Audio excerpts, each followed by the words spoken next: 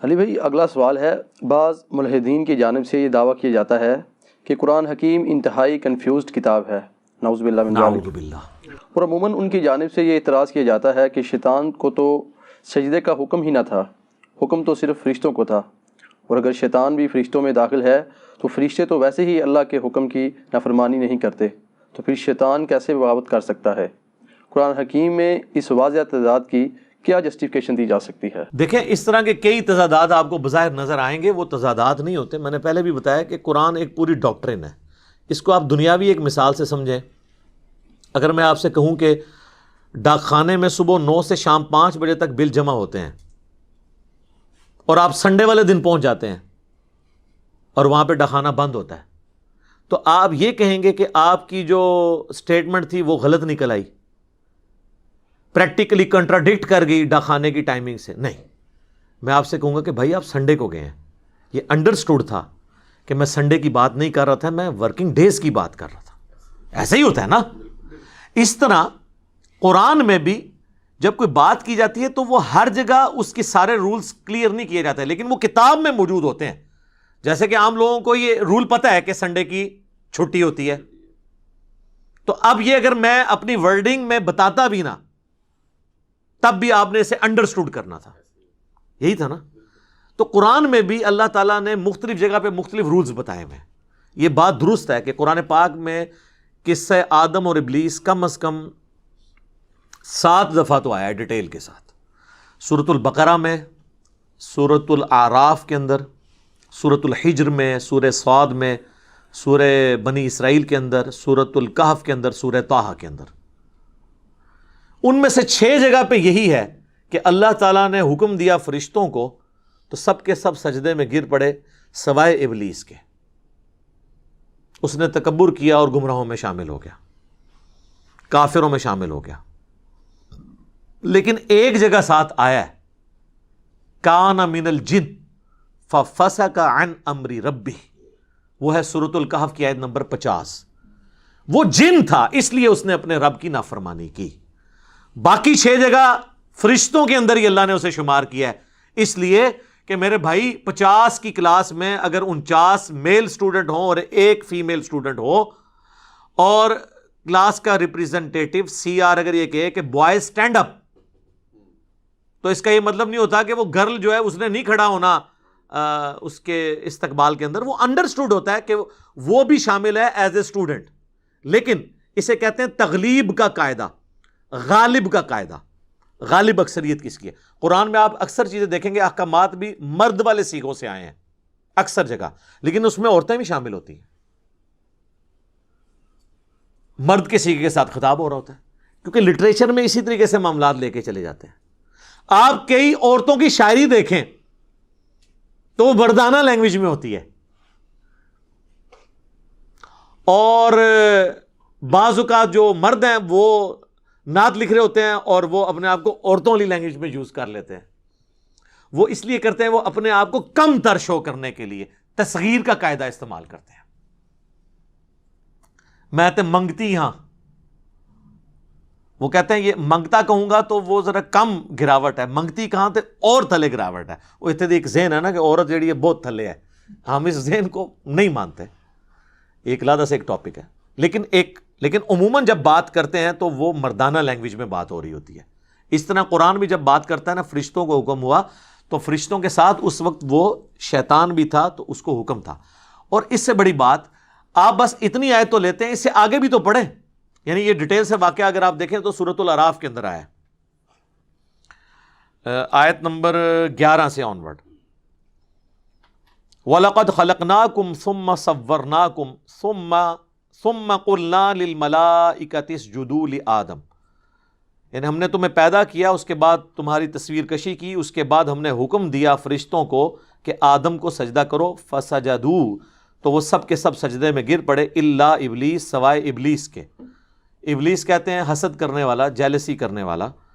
لم یکم من الساجدین، وہ سجدہ والوں میں شامل نہ ہوا. اب یہاں آپ دوسرا مطلب بھی لے سکتے تھے کہ اسے حکم نہیں ہے، تو آگے دیکھیں نا آگے کیا الفاظ ہیں. اللہ نے ادھر چھوڑا نہیں اسے، کہا قال ما منعک الا تسجد اذ امرتک. اے ابلیس تجھے کس چیز نے منع کیا کہ جب میں نے تجھے حکم دیا تھا سجدے کا تو تو نے سجدہ نہیں کیا؟ تو یہاں وہ جواب ہونا چاہیے تھا ملحدین والا کہ یا اللہ تو نے مجھے تو حکم نہیں دیا، تو نے تو فرشتوں کا ہے، میں تو جن ہاں۔ یہاں پہ یہی ہوتا ہے نا یار، ویسے مولویوں سے تو شیطان بھی بہتر ہے اس حوالے سے۔ آپ مولویوں سے بات کریں نا، بات کرتے کرتے آپ کو لفظ غلط بول دینا، آئی نہیں، اگر آپ کہہ دینا کہ جی میں فلاں عالم کی بات، نہیں بیٹا عالم نہیں ہوتا، عالم ہوتا ہے، حالانکہ وہ بیچارہ اس لیے وہ عالم ہی بول رہا ہوتا ہے، وہ عالم کہہ دیتا کوئی فرق نہیں پڑتا۔ یہاں دیکھیں شیطان نے یہ حرکت نہیں کی ہے، جب اللہ نے کہا تجھے کس چیز نے منع کیا تو مولوی ہوتا تو کہتا ہے یا اللہ تو نے تو فرشتوں کو حکم دیا، میں تو جینا، اس کو سمجھ تھی کہ میں بھی اس میں شامل ہوں۔ کہا قال انا خیر من، میں اس سے بہتر ہوں، تو اس کا جسٹیفیکیشن دینا اپنی نافرمانی کی یہ چیز ثابت کرتا ہے کہ وہ وہی سمجھ رہا تھا کہ میں بھی اس میں شامل ہوں۔ خلقتنی من نار، مجھے تو نے پیدا کیا آگ سے، وخلقتہ من طین، اور اس سے تو نے پیدا کیا مٹی کے ساتھ۔ پھر یہ آگے پورا واقعہ چلتا ہے۔ تو شیطان نے بھی وہ جسٹیفیکیشن نہیں دی جو یہ شیاطین ملحدین اس کی طرف سے دے رہے ہیں، وہ تو اللہ نے کلیریفائی کر دیا قرآن میں۔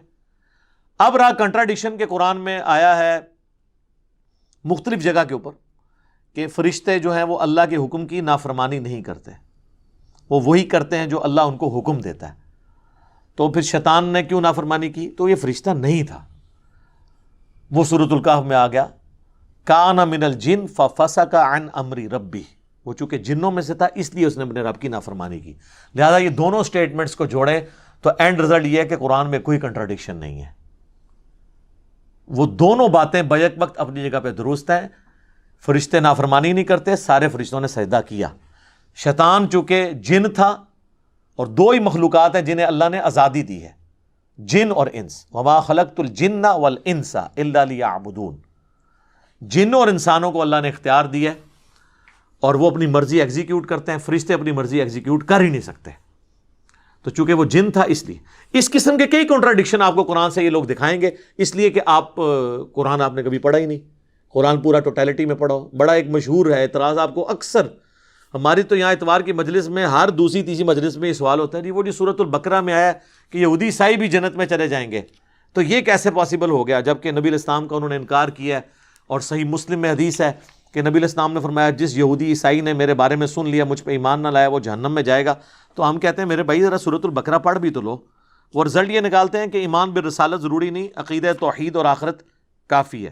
تو یہ سورۃ البقرہ کی آیت نمبر جو ہے 62 ہے، آپ یہ پڑھ کے تو دیکھیں تو آپ کو پتہ چل جائے گا کہ یہ تو بات اس طریقے سے ہے ہی نہیں جیسے آپ سمجھنے کی کوشش کر رہے ہیں، اور یہ پوری ڈاکٹرن آپ کو کلیئر کرنی ہوگی۔ ان الذین آمنوا والذین ہادوا، بے شک جو ایمان لے کر آئے اور جو یہودی ہیں، والنصارى، اور جو نصرانی ہیں، والصابئین، اور جو صابی ہیں، اس سے مراد ستارہ پرست نہیں ہے، یہ دین ابراہیمی کی ایک شکل تھی۔ من آمن باللہ، جو ایمان لے آئے اللہ پر، والیوم الآخر، اور آخرت کے دن کے اوپر، وعمل صالحا، اور نیک اعمال کر لے، فلہم اجرہم عند ربہم، تو اس کے رب کے پاس اس کے لیے اجر ہے، ولا خوف علیہم ولا ہم یحزنون، قیامت والے دن نہ اسے کوئی خوف ہوگا نہ کوئی غم۔ تو کہتے ہیں دیکھیں اس میں آیا کہ اللہ پر ایمان اور آخرت پہ ایمان کافی ہے، بس رسولوں پہ ایمان تو کہیں ذکر نہیں۔ سر مجھے یہ بتائیں کہ یہودی کون ہوتا ہے، جو اللہ اور آخرت کو مانے یا حضرت موسیٰ کو بھی مانے؟ موسیٰ علیہ السلام کو بھی مانے، تو ایمان برسالت تو اس میں شامل ہے۔ نصارہ کون ہوتے ہیں؟ جو حضرت عیسیٰ کو بھی مانے۔ صابی کون ہے؟ جو حضرت ابراہیم علیہ السلام کو بھی مانے۔ ایمان والے کون ہیں؟ جو محمد رسول اللہ کو بھی مانے، باقی پیغمبروں کو مانے۔ تو یہ ان الفاظ کے اندر موجود ہے، یہ انبیاء کے نسبتوں کی وجہ سے ان کے یہ نام ہے، تو ایمان برسالت تو اس میں موجود ہے۔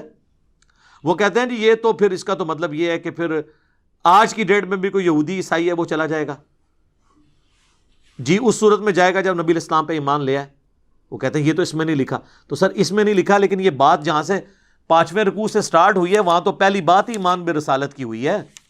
ایمان بالرسالت کو اللہ نے ایمان باللہ اور ایمان بالیوم الآخرہ سے پہلے ذکر کر دیا ہے، اس کو پرائورٹی دی ہے، اور وہ یہ جہاں پہ بنی اسرائیل کے اوپر مقدمہ قائم کیا اللہ نے سٹارٹ ہی میں، وہیں پہ اللہ تعالیٰ نے اس بات کا ذکر کر دیا۔ وَآمِنُوا بِمَا أَنزَلْتُ مُصَدِّقًا لِمَا مَعَكُمْ، یہ آیت نمبر 41، یعنی 20 آیات پیچھے۔ ایمان لاؤ اس پر جو ہم نے تمہارے ساتھ اس وقت نازل کیا ہے معکم ولا تکونوا اول کافر بہ، اور اس قرآن کے اول منکر اور نبی الاسلام کے اول منکر تم تو نہ بنو یہودیو، ولا تشتروا بآیاتی ثمنا قلیلا، اور چند ٹکوں کے عوض، دنیا کی منفعت کے عوض میری آیات کو مت بیچ دو، وَإِيَّايَ فَاتَّقُونَ، اور مجھی سے ڈرو۔ اللہ تعالیٰ ہمارا یہودیوں تمہاری کتابوں میں تو حضور کی پریڈکشن موجود تھی، تم تو پہلے کافر نہ بنو، تو ایمان بالرسالت پہلے آ گیا، تو انڈرسٹوڈ ہے یہ، جس طرح سنڈے کی چھٹی انڈرسٹوڈ ہے۔ اس سے بھی بڑھ کے چھٹا پارا جو سٹارٹ ہوتا ہے سورۃ النساء، اس میں تو اللہ تعالیٰ نے واضح کر دیا ہے جو ایک نبی کا بھی انکار کر دے وہ پکا کافر ہے، ٹھیک ہے، چاہے وہ اللہ کو مانتا بھی ہو۔ تو قرآن کی یہ آیت نہیں آپ نے لینی ہے، وہ ٹوٹیلٹی میں بتا دے گا۔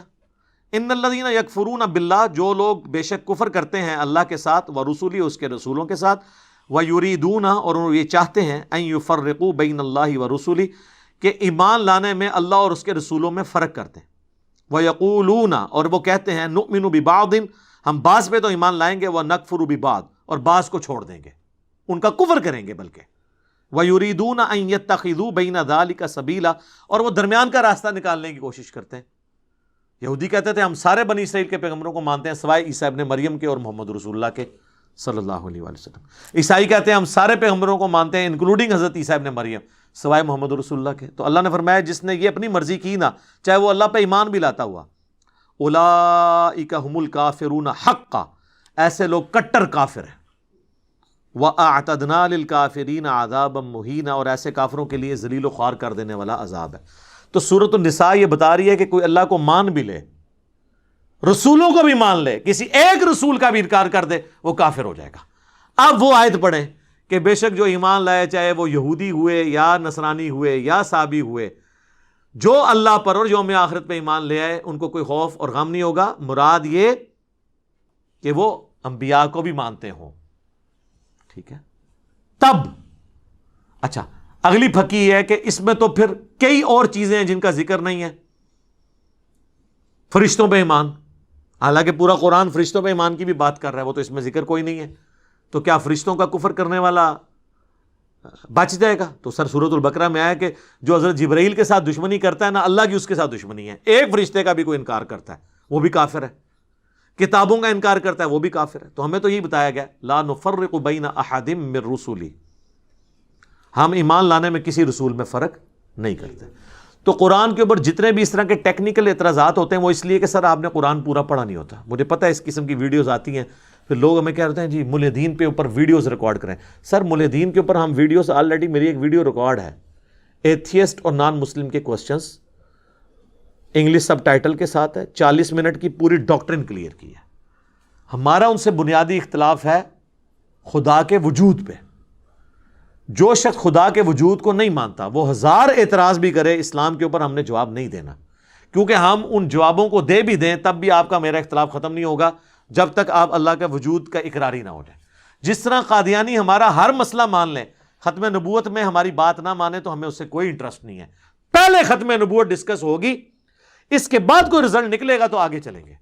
اسی طریقے سے پہلے المحنت ڈسکس ہوگی، اس کے بعد پھر فقہی مسائل اور باقی چھوٹی چھوٹی مسائلیاں ڈسکس ہوں گی، اختلافنیاں ڈسکس ہوں گی۔ جب بڑا اختلاف ہی سیٹل نہیں ہو رہا تو چھوٹے اختلاف کے اوپر تو ٹائم ضائع کرنے والی بات ہے۔ اور یہ اصول ہوتا ہے، ایک بندہ ہے جسے نزلہ زکام بھی ہے اور پیرلل میں کینسر ہے پہلی سٹیج کا، آپ اس کے نزلہ زکام کا علاج کرائیں گے یا کینسر کا؟ اس لیے کہ وہ دوسری سٹیج میں نہ چلا جائے۔ تو عقیدے کا کینسر ہو جسے، اسے رفع الیدین کرنے یا نہ کرنے کا نزلہ زکام، آمین اونچی کہنے یا آہستہ کہنے کا نزلہ زکام، اس کے اوپر ڈسکشن کرنی چاہیے؟ نہیں۔ جب عقیدے کا اختلاف ہے تو باقی چیزیں چھوٹی ہیں۔ تو یہ ہم ساتھ ساتھ تھوڑے معاملات کو کلیئر بھی کر دیتے ہیں تاکہ آپ کو ان معاملات میں آسانی ہو جائے۔ ٹھیک ہو گیا جی؟